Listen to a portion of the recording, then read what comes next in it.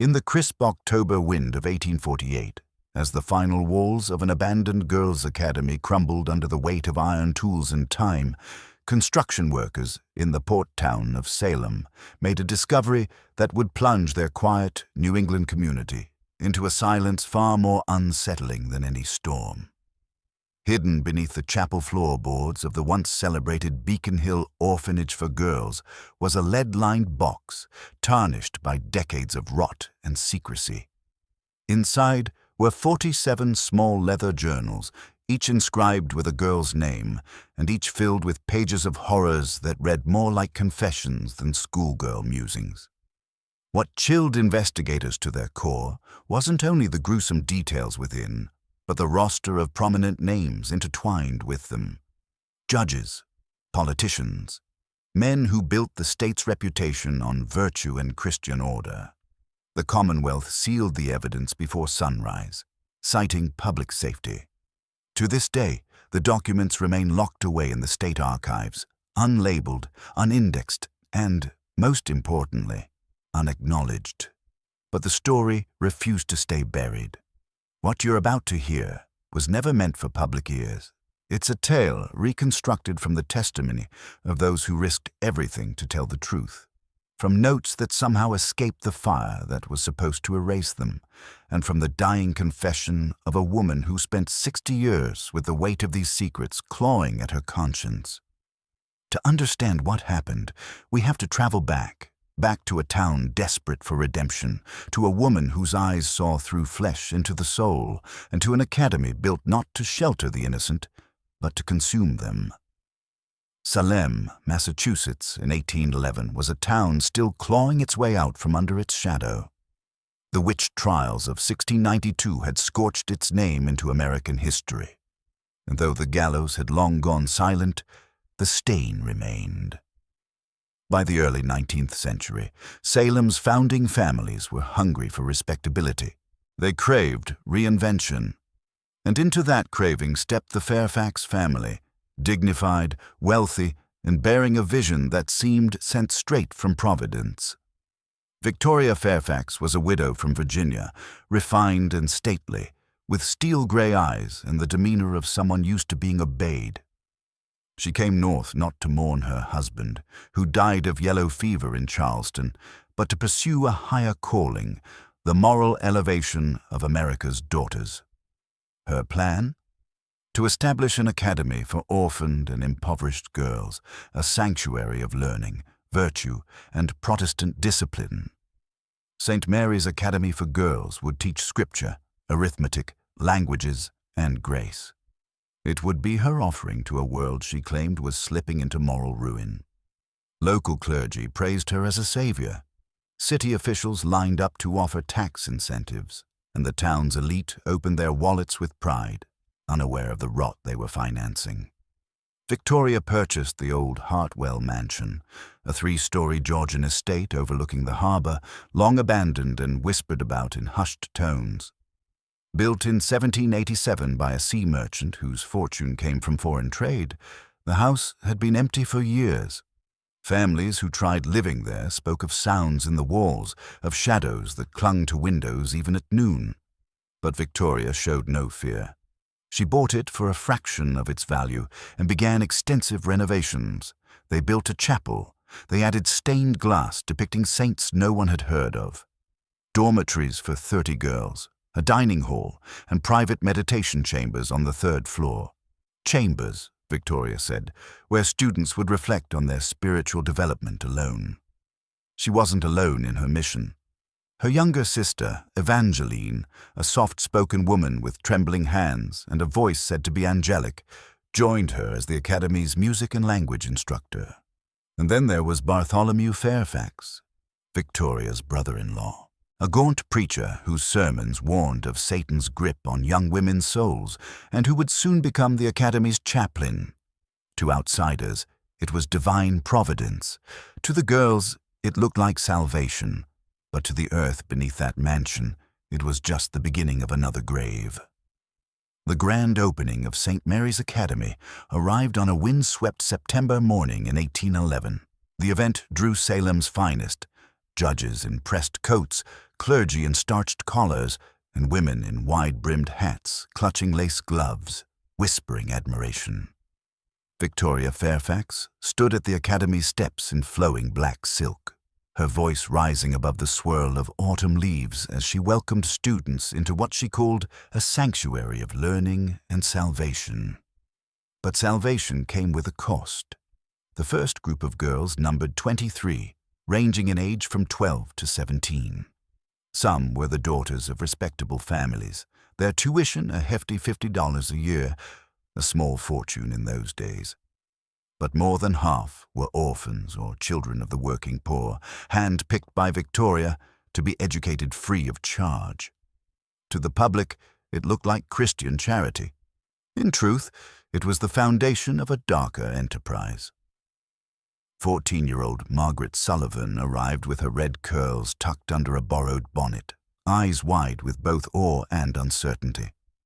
Her immigrant parents had died in a factory fire the previous winter, and she'd spent the month since sweeping floors at a textile mill. The promise of an education and a warm bed felt like a dream she didn't dare question. 15-year-old Priscilla Morse, quiet and bookish, had been passed between relatives like a burden no one wanted. Her father was lost at sea, her mother gone from consumption. She rarely smiled, but the sight of a real library inside the academy had brought tears to her eyes. And then there was 13-year-old Hannah Whitmore, pale and withdrawn, a child hollowed out by abandonment. Her mother had vanished one night, leaving behind nothing but a crumpled note. Her father, rotting in a prison cell for theft, was never mentioned again.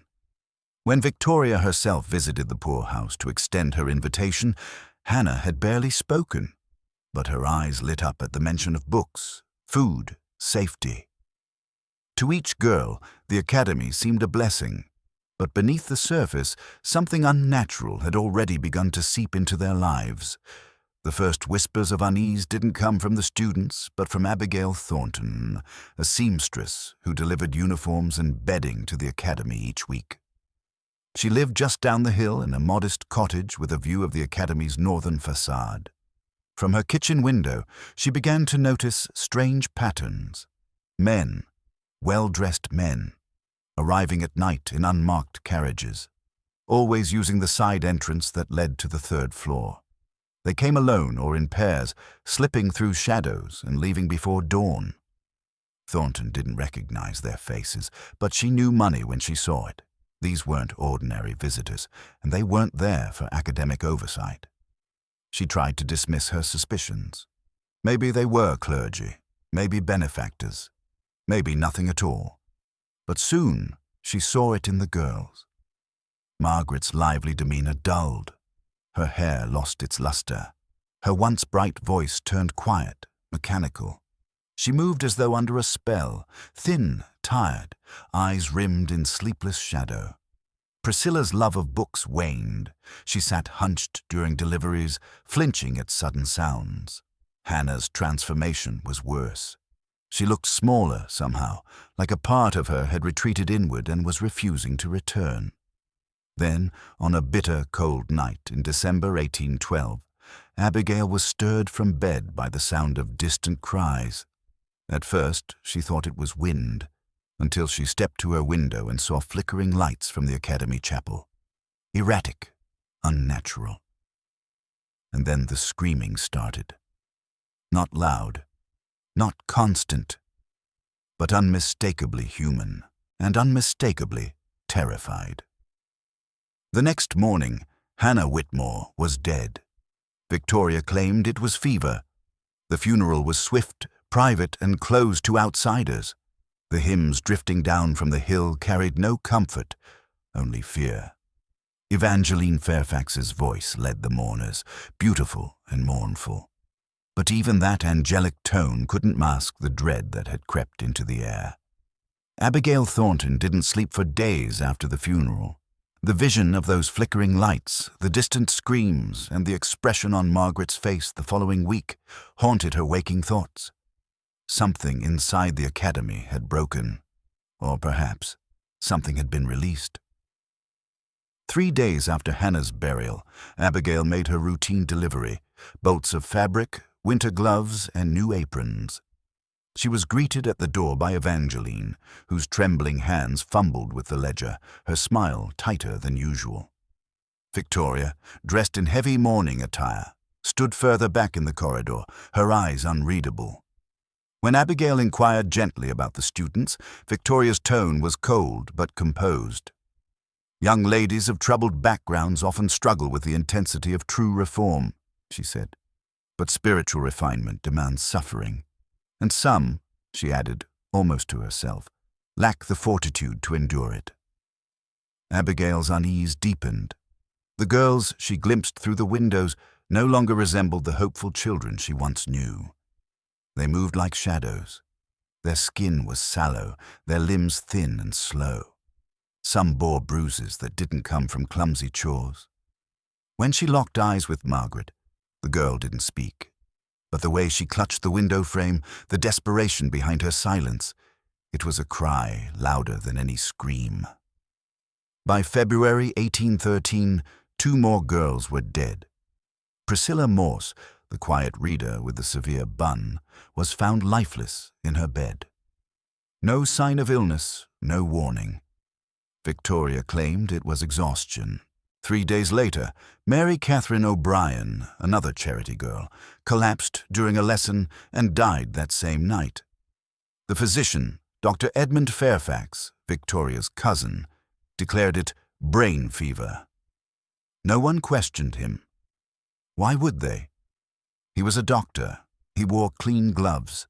He spoke with authority, but Abigail Thornton couldn't shake the truth she'd seen. She began keeping notes, times, names, faces. She noticed a pattern. The sickest girls were always the poorest, the ones with no surviving family.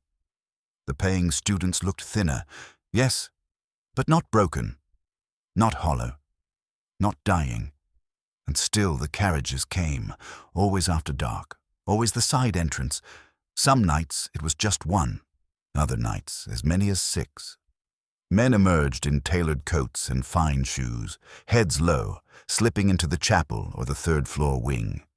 Abigail began to recognize some of their silhouettes. Men who spoke loudly in church on Sunday about sin, men who ran shops, courts, even newspapers. She tried to speak to the clergy. Just hints, questions, gentle speculation. But they dismissed her concerns. "You misheard. You imagined it. Miss Fairfax is doing God's work." And then one night, unable to ignore her instincts any longer, Abigail climbed the wooded slope behind her house and crept toward the academy grounds.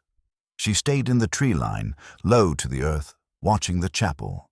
She saw the flickering again, the same glow from that December night. It wasn't candlelight. It moved too violently, like fire or torches. She couldn't see inside, but the silhouettes on the glass, jerking, unsteady, sometimes collapsing, told her everything. And then she heard it. A sound so faint she might have doubted it if not for its clarity. A single, sharp cry, cut off almost instantly. She didn't move. She didn't breathe. She stayed crouched until dawn broke over the harbor. By spring, Abigail no longer questioned what was happening. She knew, but she also knew that no one would believe her. Not yet. Inside the academy, the girls had begun to understand what Margaret already suspected. There was a rhythm to the horror, a pattern. Certain girls were chosen, always after dinner, always escorted upstairs to the 3rd floor. They returned quieter. Some returned bruised. Others never returned at all. Margaret, now 15, kept her head down and her voice even. But inside, she was watching and remembering. Every face, every night, every name. And she was waiting for something she couldn't yet name, but knew she had to face. By late spring of 1813, the halls of St. Mary's Academy fell under an unnatural hush. Not the silence of study or prayer, but something heavier. It hung in the air like fog that wouldn't lift, suffocating every sound, pressing down on every soul. The girls walked the corridors as if moving through a dream they couldn't wake from. Laughter, once heard in quiet moments between classes, had vanished. Even the pianos sat untouched, their keys gathering dust. Victoria Fairfax's presence loomed larger than ever. She spoke less during the day, but her sermons had become more intense, more pointed. From the chapel pulpit, her voice rang cold and unwavering. "Redemption," she declared, "requires pain. Discipline is love. The fire that purifies the soul must first consume the flesh." The students no longer looked at one another during these sermons. They stared straight ahead, backs straight, hands folded, lips still. They had learned that tears brought punishment. Questions brought isolation. Curiosity, once encouraged, now earned nights alone in the third-floor chambers, the so-called meditation rooms. Margaret Sullivan, now one of the longest-tenured students, had grown skilled at hiding what she knew. She moved with the others, obeyed every command, nodded when expected. But inside, she was unraveling secrets, watching for inconsistencies, charting movements. The third floor, once mysterious, had become the epicenter of her dread. That was where the chosen girls were taken. That was where the visitors came. She had begun noticing something new. The girls selected for what Evangeline called special instruction shared symptoms. More than just fatigue. Trembling hands, nosebleeds, sudden dizziness. Some whispered of dreams they couldn't fully remember, and nearly all of them, after repeated visits upstairs, stopped speaking altogether. But it was what Margaret saw in their eyes that haunted her most. A flicker of recognition at first, then confusion, then nothing. They became hollow, empty vessels. One night she watched from a darkened corridor as Evangeline led a girl named Lydia upstairs. Lydia was barely 13, sharp-minded and kind. She was one of the few still capable of smiling, still clinging to hope. But when she returned hours later, Margaret barely recognized her. Her pupils were dilated, her movements stiff. She walked straight to her bunk and lay down without removing her shoes. The next morning, Lydia didn't speak. Not once. Margaret began connecting the timelines. Girls chosen for special instruction returned changed. The longer they remained in rotation, the more detached they became. Until one day, they simply disappeared. Some claimed they'd been sent home. Others whispered they'd been transferred to another school. But Margaret knew. She'd seen the shallow graves behind the chapel. Meanwhile, Abigail Thornton's concern had grown into obsession. She no longer pretended it was none of her business. She started writing everything down, every delivery, every visitor, every strange light in the chapel window. She didn't know who would listen, but she knew the day would come when someone must. Then came the night Margaret saw something she could no longer unsee. She'd been sent to deliver linens to the third floor, something only older girls were trusted to do. When she reached the end of the corridor, she paused. The door to one of the meditation rooms had been left ajar, and from inside she heard chanting. Not in English, not Latin.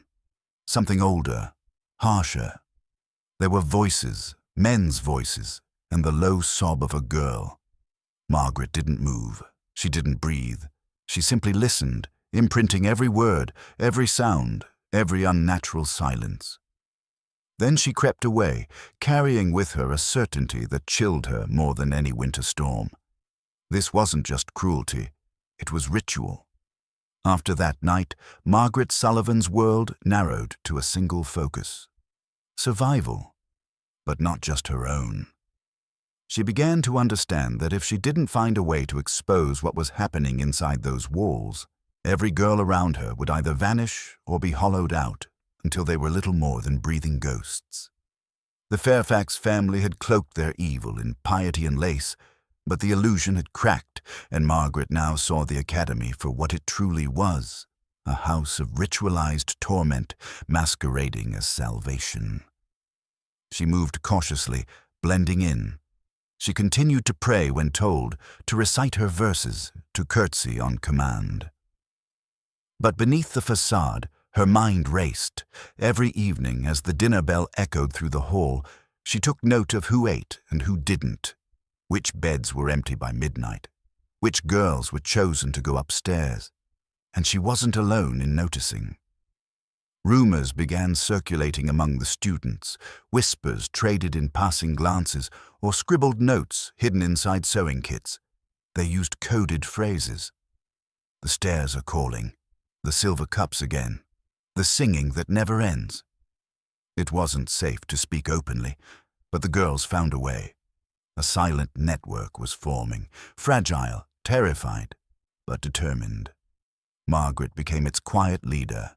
She passed along what she knew, that the tea served during special instruction left girls weak, confused, compliant, that the gowns they wore, those eerie white robes, weren't meant for prayer, that the visitors weren't donors, but clients, and most disturbingly, that the girls weren't being taught, they were being prepared, broken, molded into something else. When one of the students, a girl named Clara, slipped Margaret a note scrawled with the words, "They're watching through the mirror," Margaret didn't dismiss it. She waited until nightfall, then inspected the third-floor hallway herself. She found that the ornate mirror near the meditation rooms wasn't glass at all. It was tinted glass set into a wall, a viewing window. On the other side, a hidden passage. They weren't just conducting ceremonies. They were watching. That same week, a new teacher arrived, Miss Constance Hartwell, a mathematics instructor from Boston. Young, educated, clearly not a Fairfax. The moment Margaret saw her, she knew there was a chance. Small, risky, but real. Constance's eyes held warmth, yes, but also sharpness. She didn't walk like someone who had been beaten into submission. And when she spoke in class, she encouraged the girls to think, to question. That alone made her dangerous. Margaret tested her. She began asking subtle questions after lessons. Why don't we have more books? Why do the younger girls never return from instruction? Constance's answers were cautious, but her eyes revealed something else. Recognition. Suspicion. Then, one stormy evening, Margaret saw Constance wandering the corridor near the side entrance, alone, curious. They locked eyes across the dim hallway. Margaret hesitated, then stepped from the shadows. "Miss Hartwell," she whispered, "you need to speak with me. Tomorrow. Keep me after class. Say it's about arithmetic." Constance nodded, saying nothing. But Margaret saw the decision settle behind her eyes. She would listen. The next day, Margaret remained behind while the other girls filed out. For an hour, she told Constance everything. The deaths, the drugs, the rituals, the visitors. She spoke with the calm detachment of someone who had cried all her tears already. And Constance listened, silent, pale, her knuckles white against the edge of her desk. By the end, the young teacher wasn't skeptical. She was horrified. Together, in that quiet room, they began to plan, not for escape, not yet, but for evidence. If they were to bring down the Fairfax family, hearsay wouldn't be enough. They needed proof, concrete, irrefutable, damning. Because once they acted, there would be no turning back. Constance Hartwell barely slept that night. Every word Margaret had spoken replayed in her mind like a hymn from some forgotten nightmare. The third floor, the chanting, the bruises, the glass that wasn't glass, and the ledger entries. She hadn't seen them herself yet, but Margaret claimed they existed. Codes, numbers, names, records that didn't track grades or attendance, but something darker, something transactional.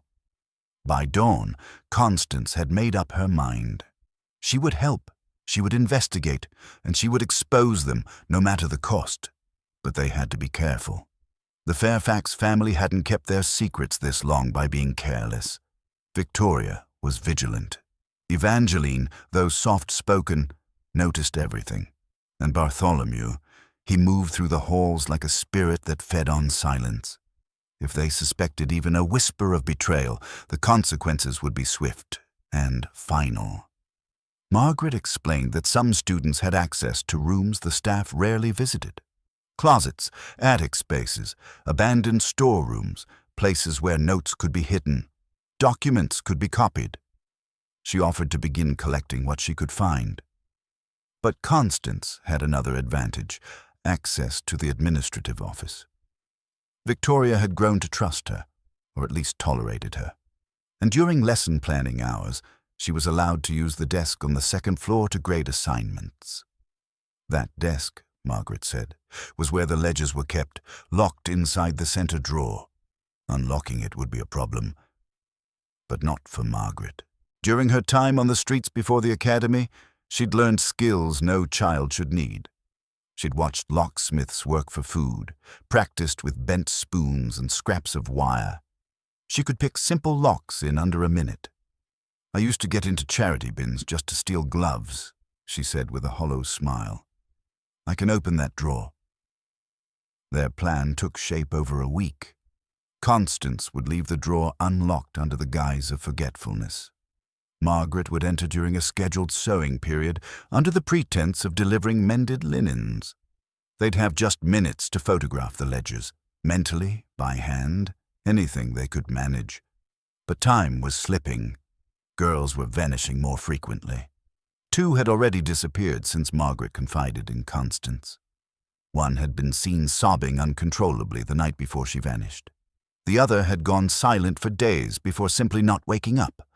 And always, the story was the same. Fever, spiritual fatigue, illness beyond healing.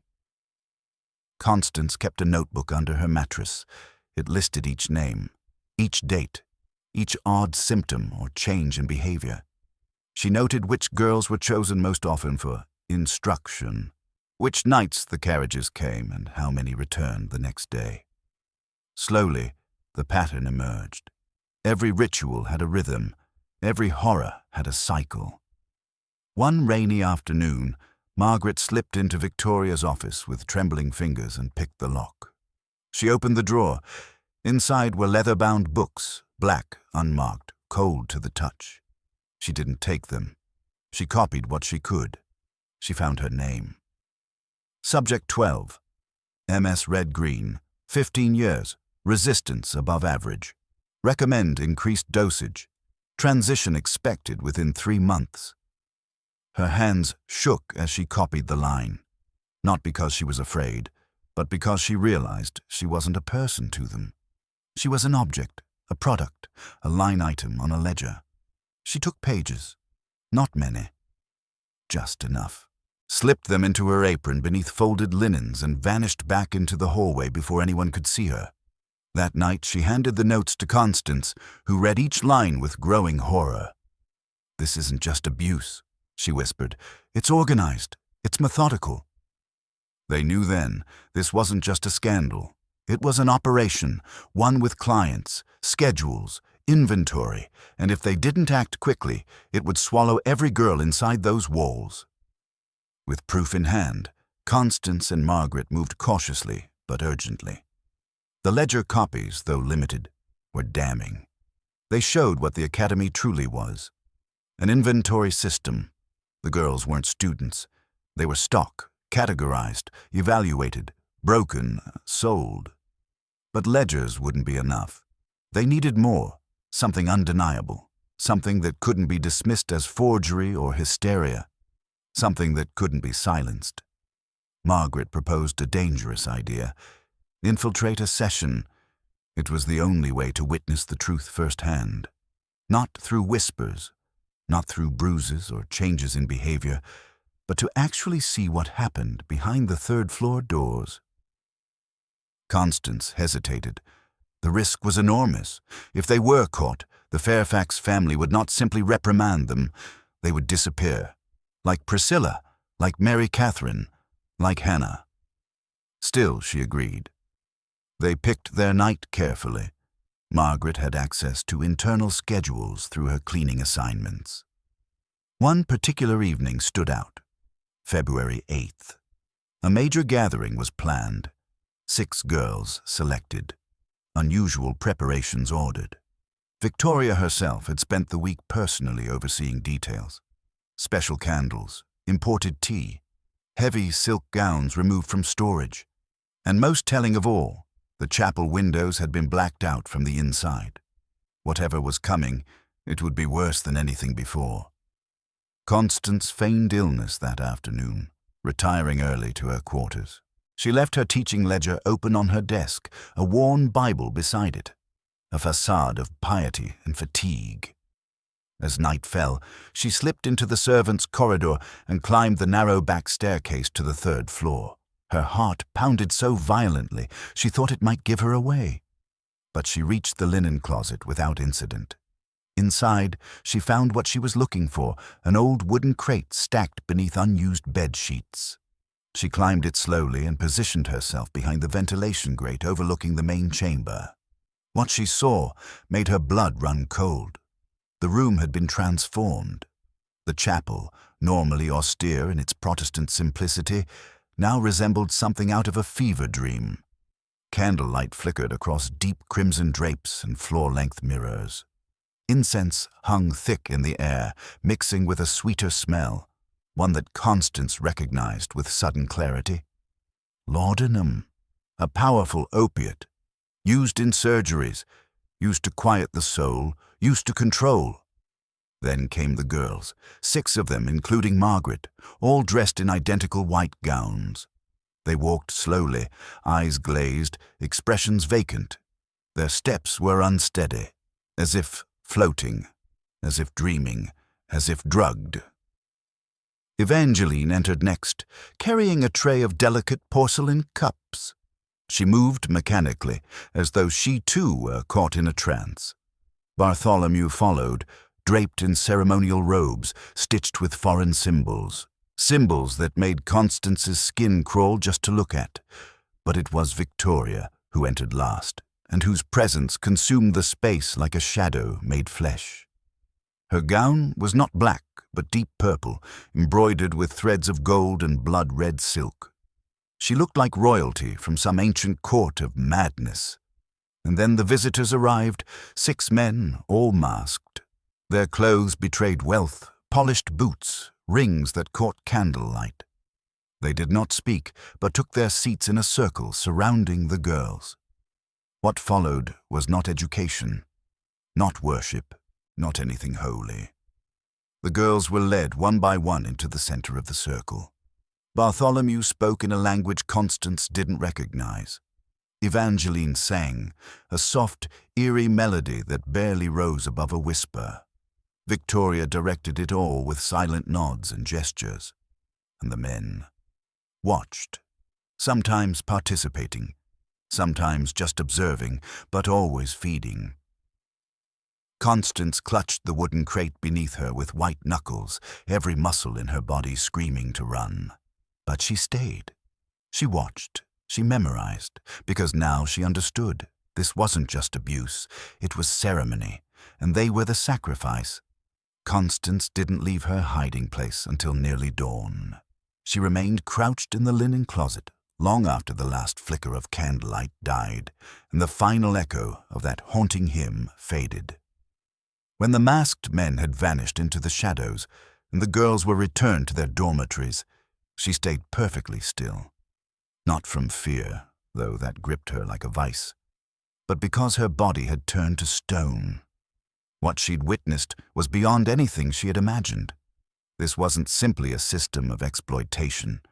It was a structured ritual of spiritual corruption, cloaked in doctrine, driven by wealth, and sanctified by blood.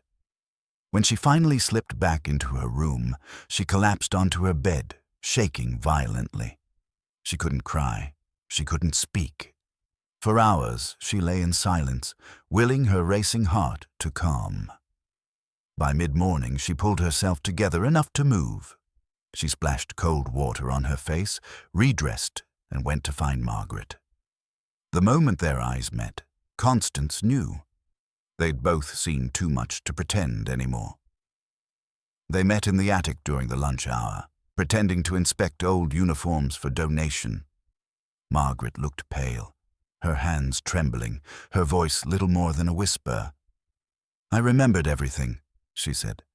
"I thought they drugged me too deeply. But this time, I stayed awake." Constance nodded. "We have to act. Now." The question wasn't whether they had proof. They had everything they needed. The coded ledgers, the witness accounts, the memories burned into their minds. But the Fairfax family wasn't just cruel, they were protected, revered. Wealthy men came to the academy not just to hide their crimes, but to ensure no one would ever believe the victims. The town adored Victoria. The clergy praised her. The courts respected her family name. And even if they reached the authorities, they'd be dismissed as hysterical women or jealous liars. Unless they did the unthinkable. Expose them during an actual ritual. Margaret hesitated. "If they catch us—" "They won't," Constance said, though she wasn't sure she believed it. "We have to find someone outside who'll act on what we've found. Someone with authority and a conscience." And Margaret, impossibly, smiled. "I might know who." That night, she slipped away under the cover of darkness. While the rest of the academy slept under the haze of laudanum-laced tea, Margaret crept through the kitchen, past the scullery, and out the servants' exit.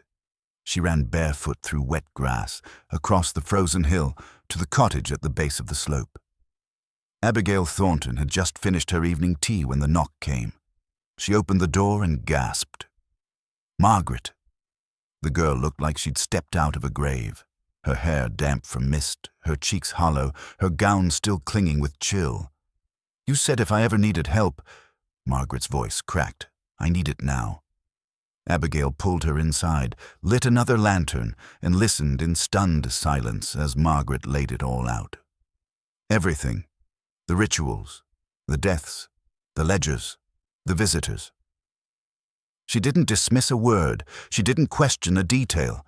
Instead, she reached for a box beneath her writing table.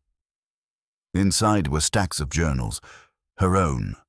Years' worth of notes, patterns, names, carriage arrivals, disappearances, even hand-drawn maps of the academy's grounds. "I've been waiting for this moment," Abigail said, "but I couldn't act alone." Together, they wrote the letter that would turn the tide. By sunrise, it was on its way, delivered into the hands of a constable Margaret remembered from town.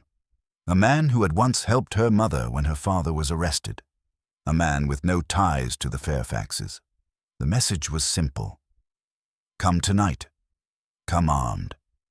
Come ready to see the truth. The sun rose over Salem with its usual quiet dignity, unaware that by nightfall, the town's most revered institution would begin to crumble. Within the walls of St. Mary's Academy, no one suspected that betrayal was already in motion. Margaret had returned before morning prayers, slipping back into her bed just moments before the bell rang.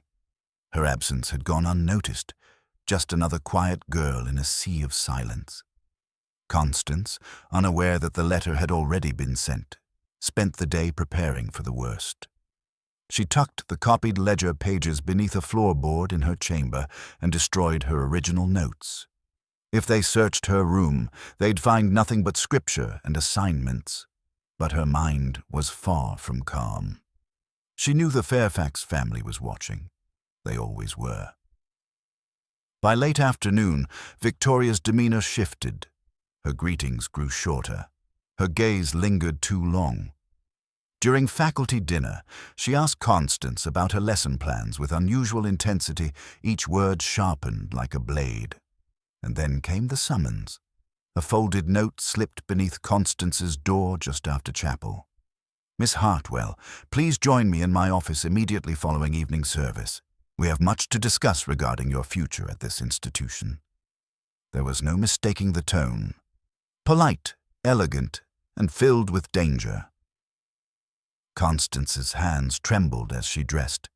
She checked the hiding spot twice, whispered a prayer, and made her way to the office. The corridors seemed longer than usual. Colder, as if the building itself were holding its breath. Victoria sat behind her desk like a queen awaiting judgment. She motioned for Constance to sit. "You've been busy," she said, opening a leather folder with practiced calm. Inside were copies of the ledger pages, the same ones Margaret had handed her days before. Constance froze. "You left these quite carelessly," Victoria continued. "I'd hoped your loyalty was genuine, but you forced my hand." Before Constance could speak, the door opened. Bartholomew entered with two men Constance had never seen before. They were large, quiet, their eyes were flat. "Miss Sullivan has already explained everything," Bartholomew said, his voice slick with satisfaction. "She was quite thorough." For a moment, Constance felt her world shatter. Margaret, had she broken? Had they tortured her? Had the fear been too much? But something in Bartholomew's tone didn't sit right. He was gloating, too confidently. Victoria stood, circling Constance like a vulture. "You're intelligent, educated. You understand systems. That's why we're giving you a choice. Join us, or disappear." The offer wasn't metaphorical. It was a test, a trap, and Constance knew the wrong answer would cost her life. Before she could respond, a sound shattered the stillness, the crash of the front doors slamming open. Then voices, shouting, the unmistakable stomp of boots against polished floors. Victoria's eyes widened, not with surprise, but fury. The door burst open again, this time with a different kind of force. 6 constables filled the room, weapons drawn, led by a tall officer with a face carved from stone. Behind them stood Abigail Thornton, her eyes blazing with righteous fury, and beside her, Margaret, very much alive, very much unbroken. The officer stepped forward, voice like iron. "Victoria Fairfax, you are under arrest for conspiracy, abduction, and the murder of minors. Bartholomew Fairfax, you as well." Bartholomew opened his mouth to protest, but Abigail cut him off. "We have everything. Ledgers, testimonies, and witnesses who remember everything." Constance exhaled for the first time in what felt like hours. Margaret met her gaze across the room and gave the faintest nod. They had done it. Victoria Fairfax didn't resist. Not at first. She stood with an air of indignant authority, as if the uniformed men in her office were nothing more than misbehaving children she would soon scold into silence. Her gaze flicked from the constables to Abigail, then to Margaret, and finally to Constance, each face telling her exactly how far her mask had slipped. "You have no idea what you're interfering with," she hissed. The lead constable didn't flinch. "We have sworn testimony, eyewitness accounts, and your own records. We know exactly what we're interfering with." Bartholomew made a sudden move, but 2 officers subdued him before he could reach the door. His righteous sermons meant nothing now. The ceremonial robes, once symbols of fear and spiritual manipulation, looked absurd draped across the floor as he was forced to his knees. Evangeline was found in the chapel, seated at the organ, her hands still trembling over the keys. She didn't speak when they approached. She didn't move. Her eyes remained fixed on the stained glass windows as if searching for a song that had already vanished from memory. She offered no resistance, only silence. Within the hour, the academy was swarming with officers. Doors were flung open, chambers searched, record books seized. Dozens of students were interviewed. Many were too terrified to speak, but others, emboldened by the sight of Victoria in handcuffs, began to talk. And what they revealed was worse than any single ledger could express. Drugging, isolation, physical punishment disguised as religious penance, rituals that blurred the lines between doctrine and depravity. Girls chosen for instruction based on their lack of family, their lack of money, their lack of power. Those who resisted too strongly were marked as unfit, then quietly removed. One girl, barely 12, described how she'd been forced to memorize chants in a language she couldn't read. Another recalled the bitter tea that made her limbs go numb. A third whispered of the men in masks, their breath hot, their voices always calm, always promising that obedience would lead to salvation. It became clear that what Victoria had built wasn't a school. It was a machine, a factory of obedience fueled by silence and protected by status. And that machine had been running for years. As dawn gave way to morning, news spread through Salem like wildfire. St. Mary's Academy was under investigation. The Fairfax family was in custody. The woman who had been hailed as a savior of orphans was now suspected of orchestrating a conspiracy that reached far beyond the chapel walls. But it wasn't over. Not yet. Inside the academy, Constance and Margaret worked side by side with the constables, identifying names, pointing out rooms, locating hidden compartments. One of those compartments, behind a false wall in Bartholomew's chamber, held a box of letters. Correspondence between Victoria and men from Boston, Providence, even as far as New York. Each letter detailed arrangements, requests, payments, preferences. It was the final confirmation that the academy had not just been a house of abuse. It had been a marketplace. Abigail, meanwhile, handed over her journals, meticulously documented observations dating back 2 years. Dates, descriptions, patterns of behavior. It was a blueprint of the academy's decline into horror. The constables gathered everything, the ledgers, the letters, the testimonials, and with them they carried the weight of 43 names, girls who had died, disappeared, or been declared unfit. Girls who had no gravestones, no funerals, no one left to ask what happened. Until now, as the sun rose higher, casting long golden shadows over the academy's once gleaming windows, Margaret stood at the edge of the chapel steps. The same steps she'd climbed as a wide-eyed orphan, desperate for safety. Now, she was something else, a witness, a survivor, and the beginning of the end for every lie that had hidden behind stained glass and stitched hems. The dismantling of St. Mary's Academy didn't happen all at once. The building itself still stood, its stone walls soaked with secrets, its chapel still echoing with the ghosts of hymns no one dared sing anymore. But inside, it had become a crime scene, a cathedral of evidence. Victoria Fairfax was taken to the Salem jail under heavy guard. The public outcry was immediate. Crowds formed outside the courthouse, not in mourning, but in shock. Whispers turned to outrage as the truth unraveled. Newspapers ran headlines too careful to name everything, but everyone knew. The Academy of Angels had been a temple of suffering. Victoria never admitted guilt. During her first interrogation, she sat with perfect posture, her hands folded in her lap, speaking in the same calm tone she had used to lecture girls on moral purity. She claimed she had saved lives, not ruined them. That discipline was love. That obedience was a path to heaven. But the letters said otherwise. And when the authorities began tracing the names of her clients, that's when the real tremors began. Judges, bankers, clergymen, even a sitting state senator. Every man who had entered those halls behind a mask had done so believing he was untouchable. That belief was now unraveling with every page, every name, every girl who stepped forward. Margaret, though still a child by law, became the strongest voice among them.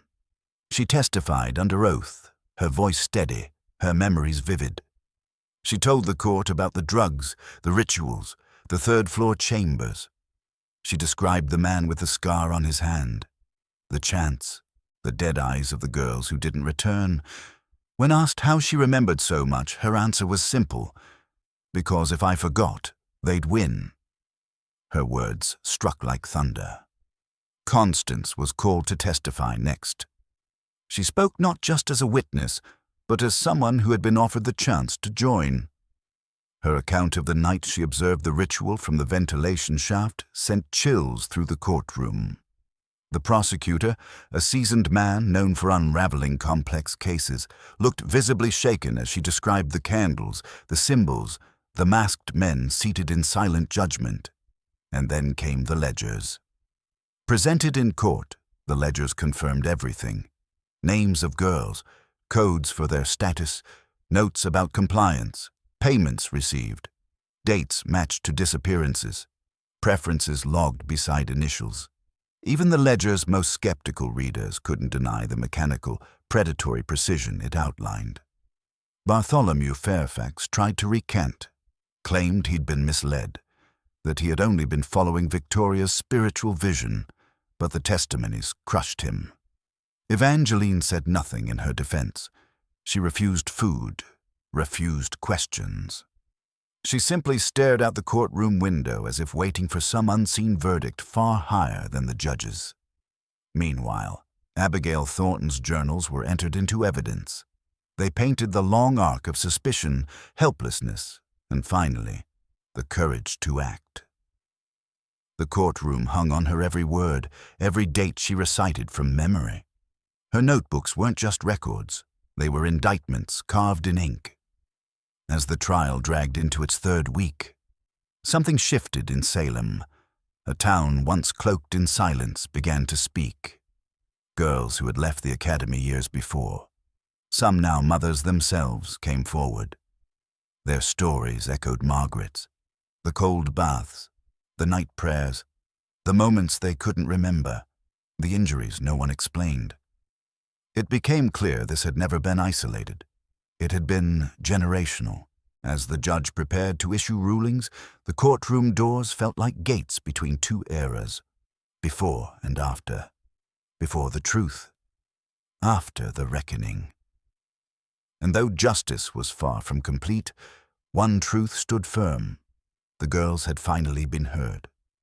When the verdict came, the air inside the courtroom turned to glass. Fragile, breathless, waiting to shatter.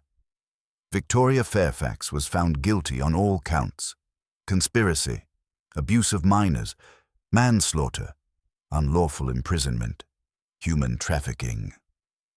The words struck like hammers, each one chiseling away at the once untouchable legend of the Fairfax legacy. The judge's voice did not rise. It didn't need to. The weight of justice had found its mark. Bartholomew Fairfax collapsed in his seat, head in hands, as if the words had stolen his breath. Evangeline did not move. She didn't blink. She seemed, if anything, relieved, as though her silence had finally brought her to the edge of an ending she'd long anticipated. Outside, crowds gathered to hear the sentence. Whispers had turned into voices, voices into questions, questions into outrage.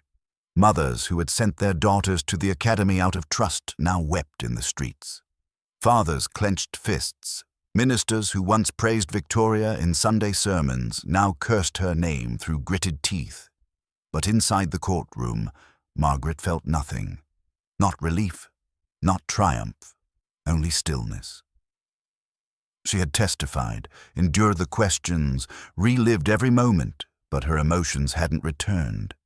They'd been left somewhere in that third-floor room, somewhere between the silk gowns and the chanting, somewhere between survival and sacrifice.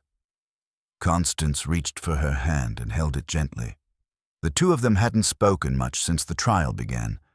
There weren't words big enough for what they'd lived through, but in that touch, there was something quiet. Recognition. Strength. The judge ordered Victoria held without bail. Sentencing would come in 30 days. In the meantime, the investigation expanded beyond the academy. Subpoenas were issued, homes searched, political offices quietly emptied as names in the ledgers were matched to living men. Some fled the state, others resigned for health reasons. But the truth kept coming, relentless and undeniable. With the academy closed, the girls were relocated. Some returned to what remained of their families. Others were taken in by charitable homes, now under strict public oversight. A few older girls, like Margaret, chose to stay in Salem and help the authorities sort through the archives. identify faces, match names to victims, reclaim the ones who had been erased. But the stain wouldn't lift easily. The building itself, St. Mary's, sat abandoned now, its windows boarded, its chapel sealed. The town debated what to do with it. Some wanted it demolished, others argued it should be turned into a memorial, but most couldn't bear to look at it at all. One overcast afternoon, Margaret returned to its front steps, standing where she had once stood as a child with trembling hands and a borrowed bonnet. She stared at the heavy wooden doors, now locked and chained, and remembered the way Victoria's voice had once promised hope. She lit a candle and left it on the top step, not as tribute, but as warning. That night, Abigail hosted a gathering at her home. No officials, no reporters, just the girls, those who had endured, those who had survived. They shared tea, whispered laughter, held hands, and when the clock struck 9, Constance stood and raised her voice. "We are not what they made us," she said softly. "We are what we chose to become." Margaret nodded. "We are the ones who didn't vanish." And for the first time, someone began to cry, not from fear, but from the release of it. The girls didn't stay long. Most slipped into the night with heads held a little higher. But before she left, Margaret approached Abigail. "What happens now?" she asked. Abigail didn't hesitate. "Now, we remember, and we never let them be forgotten." The weeks that followed moved with a strange quiet, as if time itself were treading lightly through the wreckage. With the Fairfax trial concluded, Salem tried to return to something resembling normalcy. But normal had changed. The shadow of the academy lingered, not only in the memories of those who had lived through it, but in the very soil, in the silence of the townspeople, in the way some doors now closed a little faster when strangers passed by. The sentencing came on a cold morning in early March. Victoria was led into the courtroom without ceremony. Her hair, once immaculately coiled and powdered, now hung limp at her shoulders. Her hands were bound. Her eyes were hollow. She didn't speak. The judge delivered the sentence with a calm finality: life imprisonment without the possibility of parole. Bartholomew received the same. Evangeline, though her mental state had deteriorated into near catatonia, was also sentenced 10 years in psychiatric custody. The courtroom was silent as the gavel fell, but the silence was no longer heavy. It was cleansing. Outside, Margaret stood among a small group of survivors, bundled in borrowed coats, hands tucked into sleeves. Some held each other. Others stared forward. No one cheered. Justice, when it finally arrived, did not feel like triumph. It felt like truth finding breath. By spring, efforts were underway to convert the remains of St. Mary's into a place of remembrance. Not a museum, not a shrine, but something real. A living archive where stories could be told and names preserved, where silence could never again be mistaken for obedience. Margaret took a position helping to organize it. She worked with Constance and Abigail, sorting through what remained: scraps of paper, uniforms, old ledgers, the very stones of the place. They catalogued everything, not because they wanted to remember, but because they refused to forget. One day, while clearing the East Wing's storage closet, Margaret found something wedged behind a cabinet: a small box. Inside was a bundle of letters, folded and stained, addressed only with initials. She recognized some of them. Girls who had vanished, girls whose families had stopped writing. Each letter was a plea, a prayer, a cry for help sealed in ink and never sent. She read them one by one. Then she added them to the collection.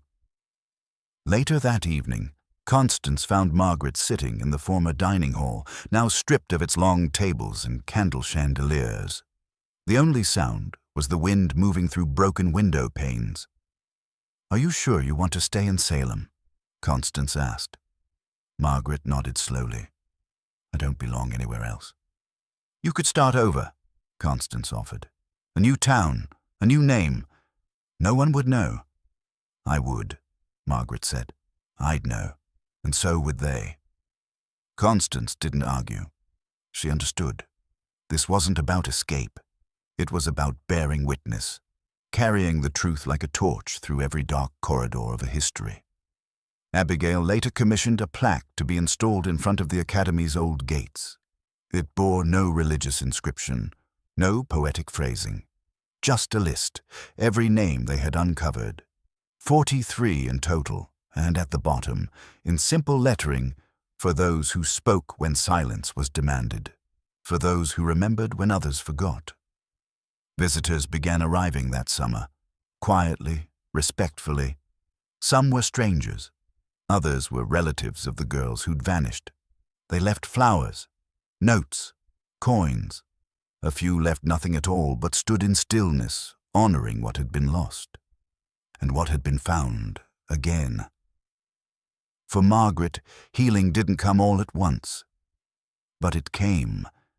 In the way she no longer flinched at shadows, in the way her dreams no longer ended in screams, in the way she walked through the halls of the ruined academy, not as a victim, but as a guardian of truth. The memorial didn't silence the pain, but it gave the past a place to rest. As summer faded into fall, the former academy grounds became a space not only of remembrance, but of reflection. Families came with questions, survivors came with memories. Historians arrived, notebooks in hand, careful to tread softly. They didn't come for spectacle. They came because the truth had finally broken the surface, and once it was free, it demanded to be seen. Margaret became the de facto guide. Not officially. She wasn't hired or paid. But she was the one people looked to when they entered the gates. Her presence felt like testimony, like assurance that the story wasn't over. She led mothers through the halls where their daughters had once walked. She answered questions no one else had the courage to speak aloud. And when a father wept in silence at the chapel threshold, unable to cross it, she stood beside him and said nothing, just stayed. Sometimes, the stories she heard were worse than what she'd lived through. Other times, they were redemptive. Tales of girls who had escaped before the rituals truly began, who had carried the weight of guilt for surviving. Margaret listened to all of them, holding space not just for what was lost, but for what might still be reclaimed. Constance stayed in Salem too. She no longer taught, at least not in the traditional sense. But she gave lectures at nearby universities, speaking to social workers and child advocates about the warning signs, about the systems that let evil hide in plain sight. She never used names, but her voice never trembled. Together, she and Margaret published a slim book. It wasn't a memoir or exposé.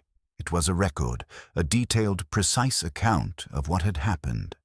Dates, testimonies, maps of the building, the layout of the third floor, a section on how the rituals were disguised within religious practices. The final chapter simply read, "We are still here." It sold modestly, but more importantly, it reached the right people. Legislators, investigators, survivors, and those working inside institutions who had begun to see similar shadows and were now brave enough to ask questions. Abigail continued her quiet work behind the scenes. She corresponded with survivors across the state, connecting them with legal help, counseling, or simply a listening ear. Her house became a refuge, a place where shame was turned into strength. She never sought attention. She just kept the light on. One brisk October morning, Margaret received a letter. It was from a girl named Elise. She had been one of the unaccounted-for names on the original list. Someone assumed lost, but she hadn't died. She had been taken out of state, adopted under a different name, and only now, as an adult, did the fragments of her memory begin to resurface. The names, the staircase, the man with the gold ring. She found Margaret's name in an article about the memorial. Her letter ended with 6 words that caught Margaret's breath. "Thank you for not forgetting me." That night, Margaret lit a second candle at the gate. The first had been for the girls who didn't return. The second was for the ones still coming home. The next day, she and Constance added Elise's name to the plaque. 44 now, each one carved by hand. The sound of the chisel was harsh, but it grounded Margaret in something real, something sacred. A week later, another name was added, then another.